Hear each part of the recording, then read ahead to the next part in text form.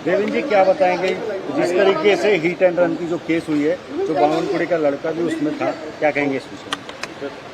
ऐसा है कि उसकी पूरी जांच पुलिस कर रही है और उसमें एफआईआर भी पुलिस ने दाखिल किया हुआ है। उसके सारे तथ्य भी पुलिस ने सामने लाए हुए हैं। अब जिस प्रकार से उसके ऊपर राजनीति की जा रही है, मुझे लगता है वो गलत है। इस प्रकार से बावनकुळे जी को टारगेट करने का विचार रखते हुए उसके ऊपर राजनीति करना हे ठीक नाहीये। सरसंघचालक मोहन भागवतांनी म्हटलं की सगळं काही शिवरायांचं जे आहे ते टिळकांनी शोधून काढलंय, विरोधक म्हणतात की महात्मा फुलेंनी शोधून काढलं।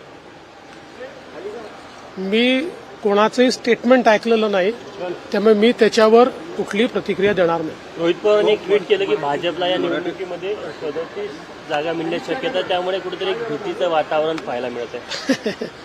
त्यांनी 37 दिल्या, केवढं मोठं त्यांचं म्हणजे काय म्हणावं, केवढं मोठं हृदय आहे त्यांचं। त्यांनी 37 जागा भाजपला दिल्या। धन्यवाद।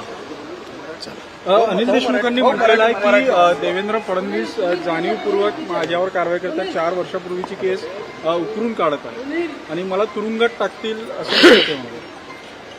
सहानुभूती मिळवण्याचा केविलवाणा प्रयत्न या व्यतिरिक्त याला काहीच संबोधता येत नाही।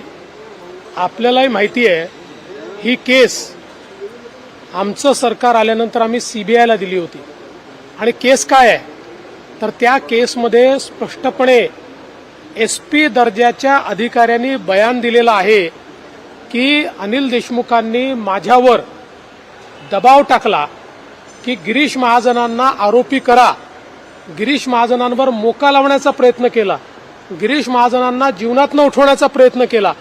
आता त्याचे सगळे पुरावे हे एसपीनी त्या ठिकाणी दिलेले आहेत, पोलीस अधिकाऱ्यांनी दिलेले आहेत, त्याच्या नोंदी त्या काळच्या त्यांनी दिलेल्या आहेत, वरिष्ठांना जे कळवलं होतं ते त्यांनी त्या ठिकाणी दिलेलं आहे। त्यामुळे सीबीआयने ही कारवाई केलेली आहे।